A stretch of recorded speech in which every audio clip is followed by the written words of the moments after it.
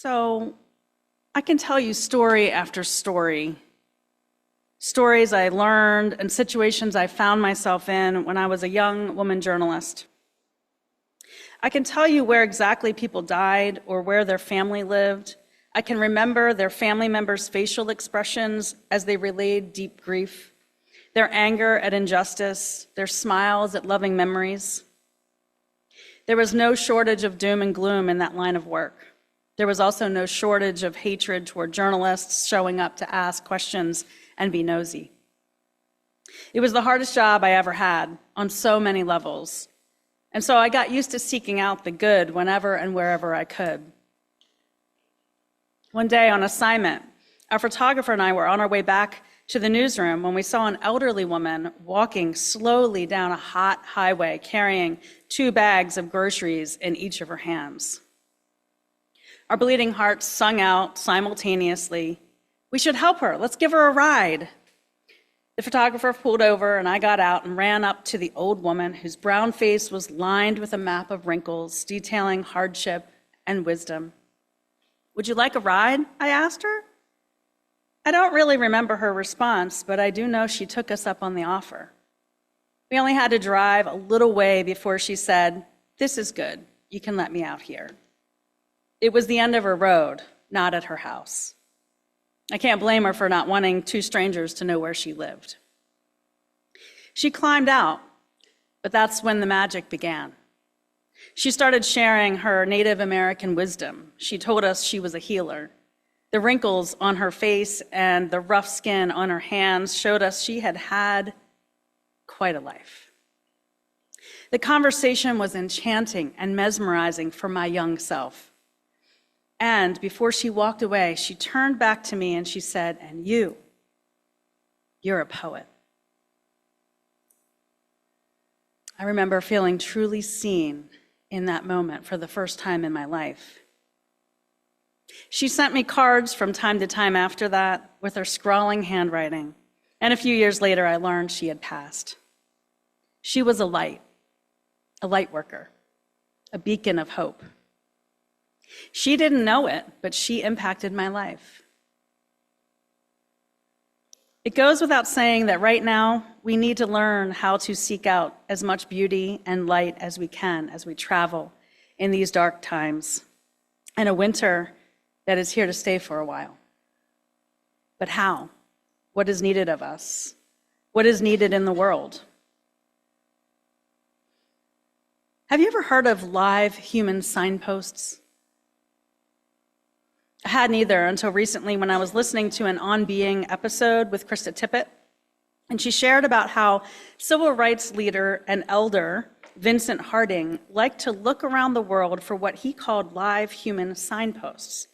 These are human beings who embody ways of seeing and becoming and who point the way forward to the world we want to inhabit. Well, what does that mean? As Unitarian Universalists, we affirm the inherent worth and dignity of every person and remind ourselves constantly of our interconnected web of existence.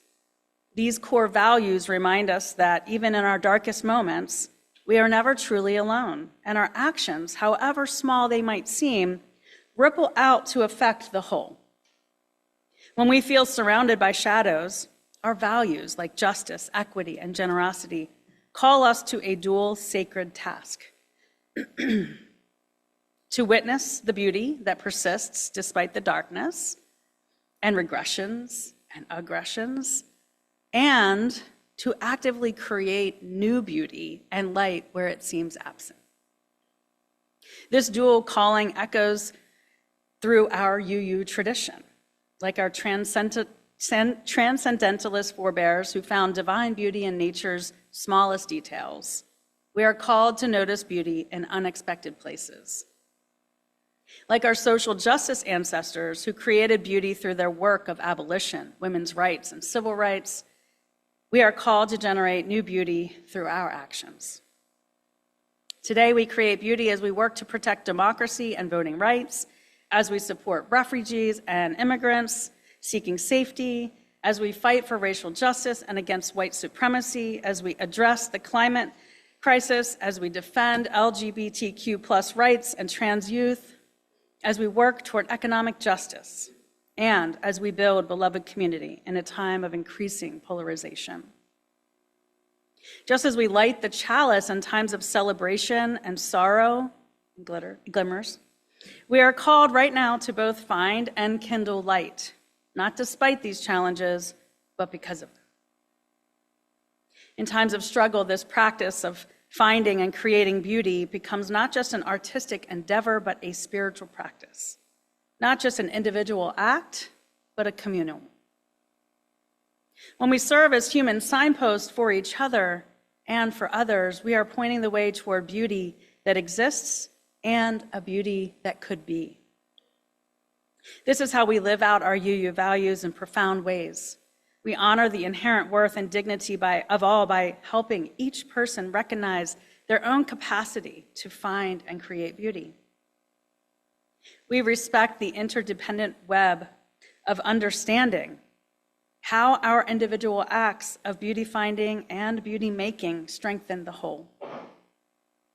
When darkness seems to surround us, we each carry a remarkable power, that dual ability to both discover the hidden beauty and the capacity to create it. As human signposts, we can illuminate what already exists and generate fresh sparks of hope. Here's how we can do that, a field guide for finding beauty in the darkness. In the spirit of Vincent Harding's vision, here are some ways that we can embody change and illuminate paths for all going forward, especially when the shadows seem to lengthen around us. Like Vietnamese monk Thich Nhat Hanh, walking mindfully through worn-torn villages, your calm presence can become an anchor in turbulent times. This is a practice of radical presence.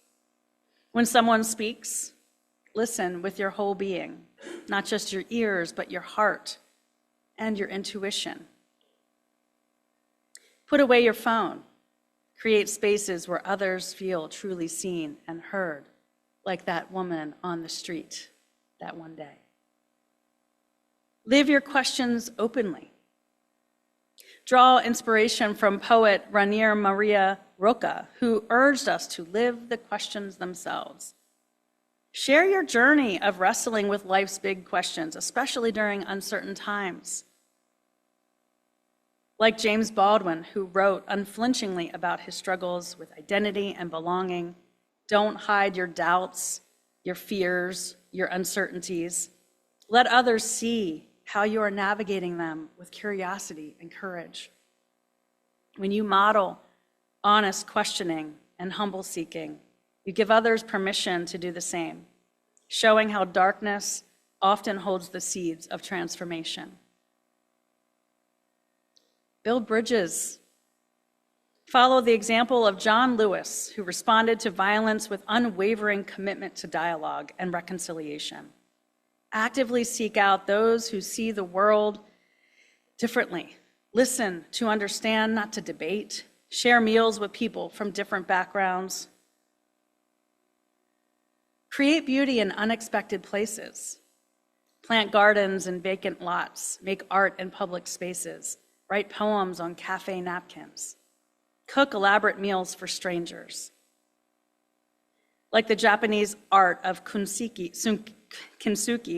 which is hard to do with a cough drop in your mouth, which repairs broken pottery with gold, showing how brokenness can become beautiful. Your creative acts demonstrate how beauty can emerge from hardship and devastation. Practice stubborn hope. This is hard, I know. Learn from Nelson Mandela, who nurtured his vision of freedom through 27 years in prison. Keep showing up for what matters, especially when it's hard. Start the community project even if you're not sure it will succeed. Like how our flaming chalice became our UU symbol of hope to help refugees fleeing Nazi persecution, your persistent hope can become a live human signpost showing everyone that light can persist even in the deepest darkness. Share your learning journey. Follow the path of bell hooks, who transformed her healing journey into teachings that liberated others. Document and share what you're learning through conversation, writing, teaching, art. Be honest about your mistakes and your growth edges. Like Anne Frank, whose diary transformed personal darkness into a beacon of hope for millions, your own vulnerability can help others navigate these really hard times. Cultivate joy as resistance. Draw wisdom from Desmond Tutu, who maintained his laugh and playful spirit while fighting apartheid. Dance in public. Laugh often and deeply. Create celebrations for no reason. Like the jazz musicians who transformed pain into beauty, your authentic joy becomes a radical act, a signpost showing that delight can coexist with struggle and even transform it. Honor the sacred in the ordinary, those glimmers. Learn from Rachel Carson, who revealed the miracle in a tide pool, the mystery in the migration of birds. Treat everyday interactions as opportunities for meaning making. Write thank you notes. Remember birthdays. Notice beauty in mundane moments. Like the residents of Sarajevo who dressed up to get bread during the siege, maintaining dignity in small acts, your reverence for daily life becomes a signpost toward finding meaning, even in darkness. Create spaces for connection. Draw inspiration from the freedom schools of the civil rights movement, which created oases of learning and empowerment within oppressive systems. Host community meals, start conversation circles, organize neighborhood festivals, like the secret school for girls in Taliban-controlled Afghanistan.